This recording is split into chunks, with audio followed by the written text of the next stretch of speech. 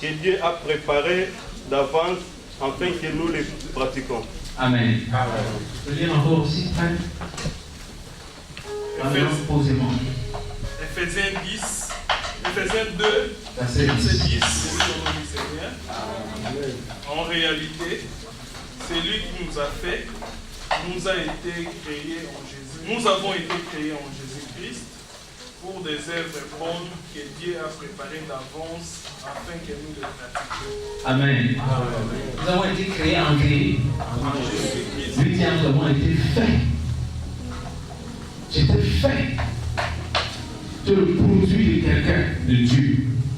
Amen. Tu n'es pas le produit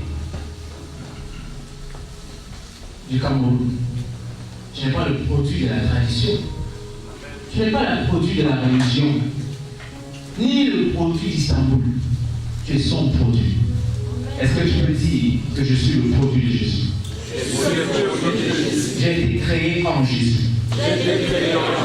J'ai été fait par Dieu. Alors tel il est, je le suis. Dans ce monde. Ici. Et maintenant. Justement, cette phrase, mesdames, messieurs, nous allons le voir. Ici et maintenant, c'est très important. La chrétienté, c'est dit au présent et non au futur. Amen. Si tu continues à voir que la foi est une chose espérante, une chose de demain, tu es en train de rater toutes les grandes choses, les bonnes œuvres. Faites des bonnes expériences en Christ que tu as prédestiné avant la formation du monde pour toi. Nous allons lire dans la parole. Alors on lit Éphésiens, chapitre 1, verset 1. Nous lisons pour ceux qui nous regardent à la télé, ou ceux qui vont nous voir dans YouTube ou ailleurs. Le livre de l'héritage de Dieu à ses sœurs, à ses enfants, la famille Charité unie, rassemblée ce matin. Amen. Nous allons lire dans le livre d'Éphésiens. Est-ce que tu y es? Si tu l'as dit, en Christ. Dis-le encore fort, en Christ. Mesdames, messieurs, en Christ, c'est l'expression, c'est le mot, c'est la déclaration consommée de tout ce que tu as fait en vérité de toi en Christ. Et ce que tu es déjà en Christ maintenant, ici à Istanbul. Alors je voudrais que tu retiennes déjà que peu importe où tu vas, tu seras toujours exactement ce que Dieu dit est. Peu importe ce que tu fais, peu importe la boue dans laquelle tu es toujours l'enfant chéri parfait de Dieu. Réchauffer les religieux. Je n'ai pas le temps. Je suis à Istanbul juste pour vous aujourd'hui et je vais repartir. Amen. En réalité, je suis venu pour l'Allemagne pour venir m'abreuver de la parole des grands hommes de Dieu, apôtre qui est au Cameroun, apôtre Sean. Et je vais dire merci aujourd'hui parce que c'est qu'il va me regarder, il me fera, d'avoir accepté d'apporter le message en Christ que l'Église ancienne a caché et qui a fait souffrir beaucoup de destinées et qui a fait souffrir surtout les pasteurs à qui tu avais vraiment appelé, qui avait l'amour comme le pasteur, qui disait que non, je suis déjà béni, non, je suis déjà délivré. Je ne peux pas avoir souffert dans le monde. Maintenant, j'ai reçu Jésus, j'ai dit ma vie, je dis question encore maudit. Ça ne peut pas être ça. On a dit que Jésus va le faire. Il y a les réalités en Afrique. Nous sommes chez nous là, il y a les Judus là-bas. Il y a les gens de délivrance que si on ne fait même pas 10 jours dans le jeûne, ça ne va pas agir. Or, Paul dit qu'en Christ, you are now exactly as Christ. Tu es exactement maintenant comme Christ. Amen. Alors c'est naturellement l'évangile. Tout à l'heure, j'avais un entretien avec mon père, avec votre père, on parlait du feu. Que le feu de l'évangile, qui devait brûler, embraser les cœurs, a été éteint. Et il y a exactement le premier de ce mois, cela faisait 500 ans que Martin Luther était mort. Et vous ne le saviez pas. Ça faisait 500 ans exactement que la réforme. Parce qu'il y a un homme jour, Martin Luther, religieux, voulant devenir serviteur de Dieu dans une église que vous connaissez. Mais un jour, il ouvre la Bible. Il tombe dans un passage de Romains 1, verset 16. Le juste vivra par la foi. Le juste vivra par la foi. Qui est le juste si ce n'est pas seulement celui qui a Christ? Et on dit que le jugera par la foi. Tout ce qu'il va faire, c'est par la foi et non par les œuvres. Cette parole a changé sa tête. Il a dit, priez maintenant encore là.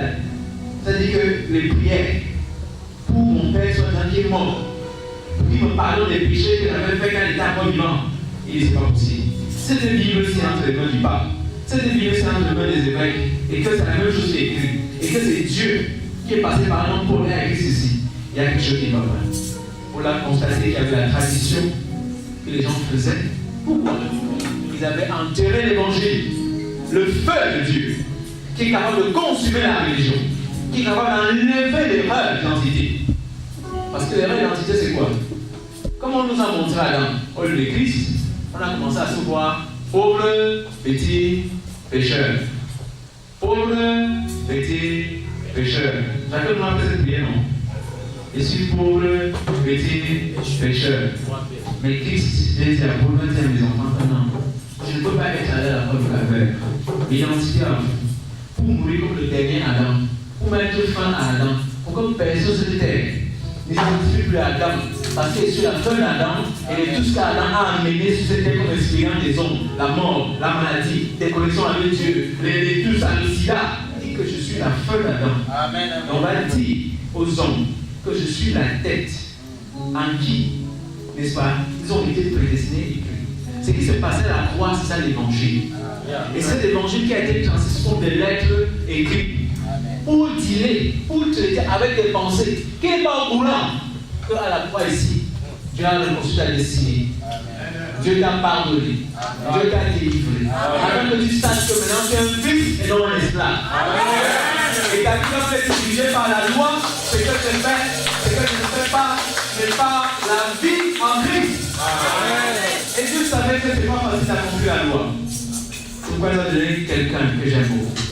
Le Saint-Esprit. Et comme il sait que la fin de la chair, ce n'est pas encore aujourd'hui. Il nous a donné quoi? La parole.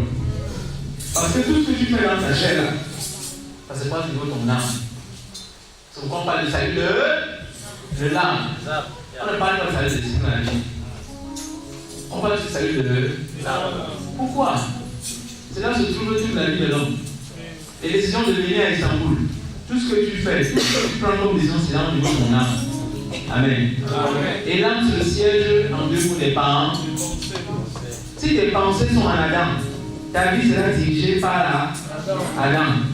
Si tes pensées sont dirigées en Moïse, dans la religion, ta vie sera un bon religieux. Tu vas faire des choses en bon religieux. Et si Paul pouvait venir, il avait dit que je te sens extrêmement religieux, mais sans intelligence. Parce que le problème du religieux, qui est le problème de tout homme, qui ne se voit pas encore en Christ, c'est qu'il pense qu'il doit faire une sa vie. C'est qu'il pense qu'il dépasse des principes. S'il fait comme ça, même par calcul, il va réussir.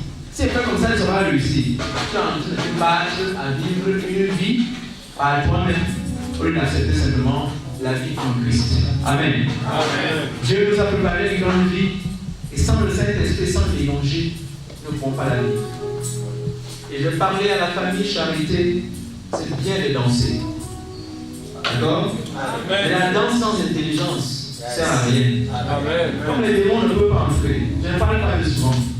Mais je sens que parce que vous avez l'habitude par passer un jour, n'est-ce pas? Je vais quand même évoquer ça en passant. Le démon, c'est un esprit, non? N'est-ce pas? Toi, tu es un esprit, non?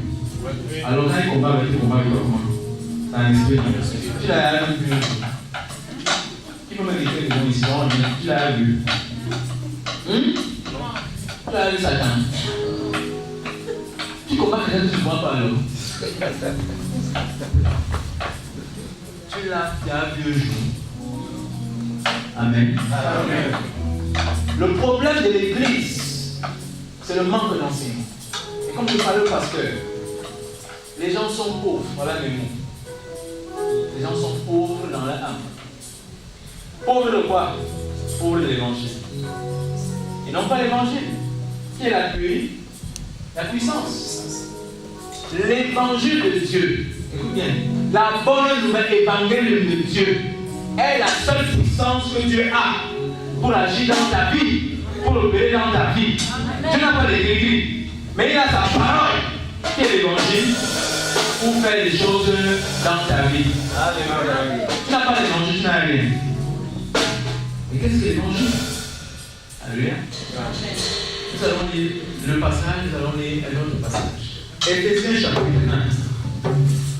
Paul, apôtre de Jésus-Christ par la volonté de Dieu, aux saints qui sont à Éphèse, aux saints qui sont ici, comment on appelle la ville ici? Taxi. Chaque fois que tu lis l'évangile, apprends à mettre ton nom, apprends à mettre le nom du pasteur, apprends à mettre le nom de ta mère, apprends à mettre le nom de ses frères, nos frères. Comment on dit Turcs? Ce sont nos frères. Le Turc est ton frère, mais il ne sait pas. Et comme j'ai expliqué par rapport à l'âme, le gars est né dans une culture, il est né dans une tradition, il n'y avait pas d'évangile. Et est-ce que vous savez que Paul, Éphèse que j'ai lu là, Éphèse c'est pas quelque part ici, ici.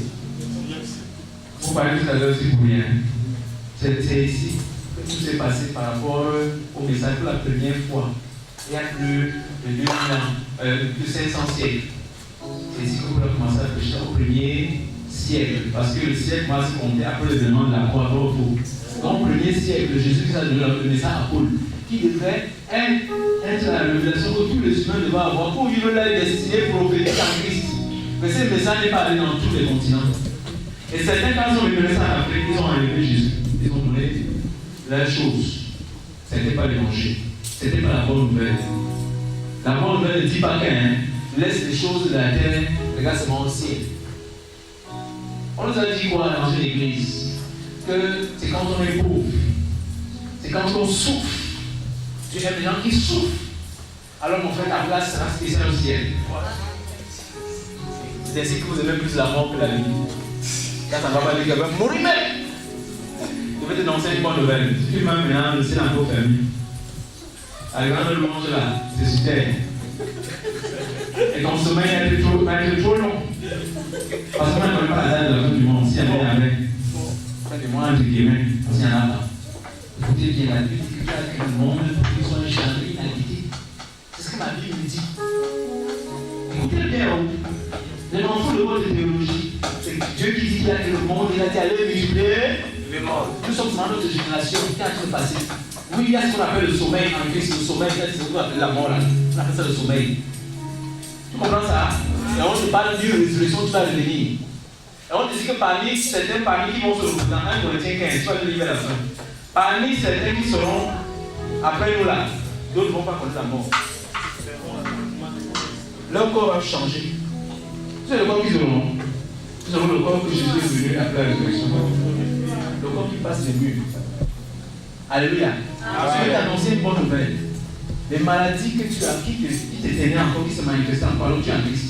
À partir de c'est la fin au nom de Jésus. Amen. Parce qu'en Christ, la Bible parle en Christ d'un homme en Christ qui est exactement comme un Christ. Tu savais un corps, non? Il avait un corps de péché. Tu savais un corps? Quand Christ marchait avec tous les désirs, il buvait le vin. Et il chopait. Je ne sais pas te dire que tu bois le vin à désolé. Mais il buvait le vin. Il aimait le bon poisson. Oui. Il voulait nous montrer qu'il était 100% Dieu et 100% homme. Écoutez, Jésus est 100% Dieu, 100% homme. Qui est assis sur le trône? C'est un esprit ou c'est un homme? Assis sur le trône et dans ta majesté, Jésus. Assis sur le trône et dans ta majesté, oh Jésus, tu es le roi.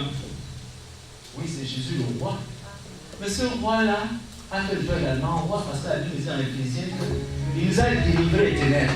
Ayant été le Seigneur ensemble avec nous, il est monté avec nous et il est assis avec nous dans les lieux. Tu es assis quelque part, mon frère, que tu ne connais pas. Mais je vais t'enseigner quelque chose pour que ça ne te trouble pas. C'est que quand on se sont assis en Christ, cette position-là est répliquée exactement sur cette terre. Jésus qui s'est assis sur le trône pour nous représenter valablement comme un homme devant le Père, dans le lieu de certaine manière que les hommes qui sont sur terre, ça ce sont les dieux qui représentent un Dieu, homme assis sur le trône. Donc quand on dit que tu es assis avec Jésus, ça veut dire que tu es assis dans le plan spirituel, mais les effets que cette position de roi se manifeste. Amen. C'est pourquoi Paul dit que puissiez-vous déjà régner maintenant avec celui qui vit en vous. Mais je voulais te demander quelque chose. Ne cherche plus Jésus, hein. Et c'est le secret que je voulais vous donner aujourd'hui dans le thème que j'ai inspiré en Christ. En Christ, c'est le mystère caché de tous les âges qui a été caché à tous les grands savants. Et je veux que tu connaisses ce secret. Si tu ne connais pas ce secret, tu vas vivre les choses, les illusions, croire que tu t'es abandonné, croire que tu n'es rien que pauvre, tu te bats et ça avec ta cause, mais tu ne sais pas que tu es un roi qui est assis sur terre et que la terre t'appartient. Et que le fait prophétiquement, de façon personnelle, tu t'emmènes à Istanbul. Il y a une stratégie que tu ne connais pas. Amen. Donc, tout ce qui veut passer, même, n'est-ce pas? Non, on passe. Alors que c'est un lieu stratégique que tu dois. Et tu continues à courir alors que tu t'as donné une mission en Christ. Comme j'ai dit, les femmes ne changent pas par rapport aux environnements. Elles ne changent jamais. Tu es une femme, non? Tu changes quand tu sors ici. Les gens nous disent qu'on fait des opérations, tout ça, tu es une femme. Amen. Tu es un homme, non? Un homme, non. Quand il voit un homme, tu vois le truc comme ça, tu es un homme. Maintenant, il faut savoir comment l'homme fonctionne, parce que tu n'es pas un animal. Et c'est ça le problème. Les chrétiens sont des rois, sont des reines. Pourquoi? Parce qu'aussi longtemps que le père, qui est le roi dans ce pays justement, est là, son fils est le prince. Mais si on envoie le fils en Dieu province, il est roi là-bas. Et quand le père lui rend visite, il devient prince. Jusqu'à ce que papa rentre à la capitale. Parce qu'il n'y a pas de roi. Même si Jésus est assis sur le trône et que nous sommes sur terre, nous sommes quoi? Des rois. Nous sommes les rois. Alléluia. Donc il y a parfois toujours la fonction de prince. Comme maintenant, il est un prince parce qu'il est là lui-même. Il est assis là, c'est parce qu'il le voit. Christ est assis là ce matin. Alléluia. Amen. Et il est en train de communier avec nous. Amen. Amen. C'est des vérités que nous devons apprendre à comprendre. L'homme chrétien est spirituel. Et tout ce qu'il pense, tout ce qu'il fait est spirituel. Parfois, la science va jamais dire que tes pensées font des vibrations dans le monde spirituel incroyables et pensées. C'est pourquoi Paul nous dit la voix de revêtir la pensée de Christ, la pensée en Christ. C'est par elle que nous rayons. Quand je vois Istanbul, je vois une forte pensée qui est derrière ces mouvements. Quand je vois les Chinois, je vois une forte pensée de succès et de la déité comme ces gars. Mais pourquoi nous, enfants de Dieu dans la peau noire, entre guillemets, avons-nous les pensées si basses? Nous sommes délivrés de l'esclavage depuis des siècles, mais pourquoi nous continuons à être esclaves? Alors que l'esclavage est mauvais. C'est dans tes pensées. Tu es venu jusqu'ici à Istanbul, je ne sais pas comment tu as fait encore la vie là, peu importe, tu continues à dire que la maladie de ton père qui est retirée, non, on a annoncé qu'il est mort, mais tu continues à te poursuivre. Ce sont tes pensées. C'est une illusion. Et la Bible dit dans Colossiens que c'est Adam et Ève qui, dans leur pensée, après avoir désobéi, se sont dit que Dieu nous a chassés. Dieu a en colère avec nous. Pourtant, souvenez-vous, Dieu est à amour. Regardez le photo aussi. Tout le jour, tu vas venir ici, il ne chantera jamais. Il est le beau. Dieu est amour. Dieu n'a pas l'amour. Quand on voit Dieu comme une personne, parce que c'est une personne, il manifeste l'expression de son amour, de sa nature. Et Dieu est amour. Il veut être. Il ne change pas. C'est pourquoi ça fait des fois dans cette chaise, c'est l'amour, qualité de Dieu. L'amour de Dieu. Même avec les frères comme les causes le pasteur. Si tu ne comprends pas la vraie identité, tu comprends le Saint-Esprit, tu ne laisses pas ton esprit être élevé par l'amour, tu peux vivre l'amour de Dieu. Parce que l'amour de Dieu juge personne. L'amour de Dieu n'appelle personne pécheur. C'est ce qu'on appelle la gloire. La gloire, dans la définition hébraïque, hébreu, c'est l'opinion de Dieu au sujet d'une chose ou de toi. C'est ça la définition de la gloire. La gloire, Dieu va avoir l'argent, la gloire, je veux voir ta gloire. Tu veux voir ta gloire? Jésus est venu apporter ta gloire. Jésus a dit que celui qui me voit vit le Père. Et on dit que le Fils est né. Il a peut-être dit qu'en fait, il disait que celui qui me voit doit savoir qui il est. C'est pourquoi ça donne l'évangile pour nous présenter qui il est réellement et la relation que nous avons avec lui. Et la relation que nous avons avec lui, c'est la relation Père, c'est frères qui ont le même Père. C'est ça la question.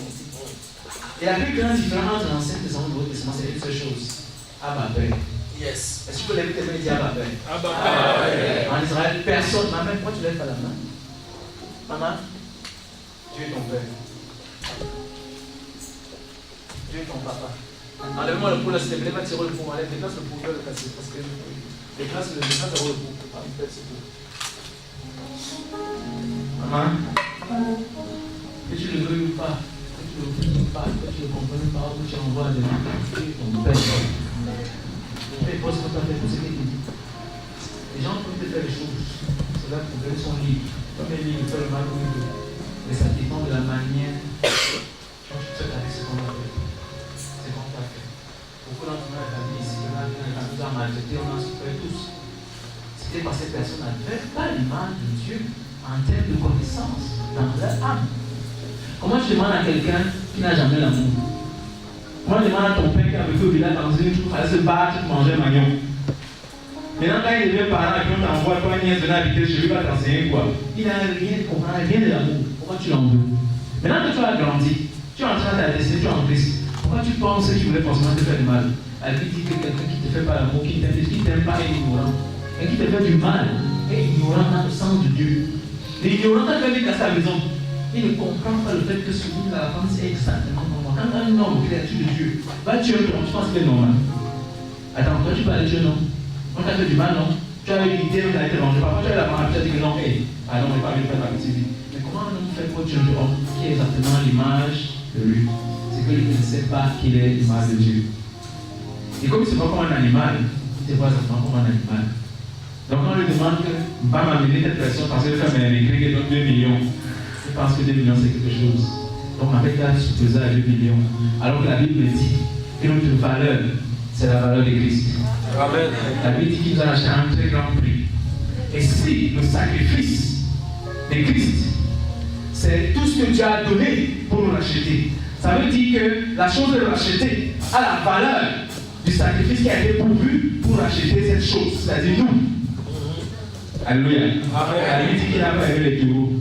Parce que rien dans ce terre ne peut valoir sa créature. Souvenez-vous, faire son lit. Il a fabriqué les gens, les arbres, les voitures, tout ce que tu veux, autant que je le fais. Ça n'a pas la valeur, non. Que tu enseignes mon nouvelle, ma soeur. Peut-être tu as un homme qui me dit que moi tu es belle, tu es jolie, tu es belle, c'est plus là. Moi je te fais la vie. Mon frère, rassemble tout ton argent depuis que Salomon a eu l'argent. Rassemble tout cet argent jusqu'aujourd'hui, avec toutes les générations qui sont passées, on entend cet argent dans les conteneurs. Ça ne va pas de la loi. Amen. Ça c'est la pensée de la foi. C'est la pensée que j'ai de mon frère. Je connais le poids que je suis. Parce que c'est exactement comme lui. Je ne prêche pas ça, hein, je vis ça. Alors tu penses que le passeport de vous, on va dire que dans le décider que pas que bon, quelqu'un dans nos pays, on va quelqu'un qui comme ça, et peut-être tu vas se signer. Mais quelqu'un ça y est là, ça n'a pas n'entre pas. Je crois que tu as dit ça pour le passeport, tu es fini. You know who you are. Quand tu vas comprendre ce qu'on appelle l'identité, fils du grand Dieu, on n'arrive pas à l'ambassade. On n'arrête pas. On n'arrête pas. Amen. Je n'ai pas du respect des lois du monde, les principes. Non, on ne peut pas stopper l'enfant de Dieu. Amen. Le problème qu'on te stoppe, parce que le but que tu as souvent, ce n'est pas le but de Dieu. Tu sens que le but que tu as caché, que tu n'as pas dit aux gens, d'aller te tuer. Il dit que tu ne peux pas, il dit que, voilà, le truc là, arrête-moi la fille là. Parce que je la veux mieux ici que là-bas. Et parfois tu dis, Seigneur, pourquoi je me fais ça? Seigneur, bien te dire que tout ce qui est allé comme pour le bien, c'est qui est Dieu. C'est plus tard que tu comprends ça. Parce que tu vas laisser quelque chose de qui arrive à son enfant. Alléluia. Donc je te prie, lève les mains, bénis Dieu pour toutes les choses que tu as eu bizarres à l'époque. Lève et dis Seigneur, dis merci. Bénis Dieu, je veux que tu lèves les mains, dis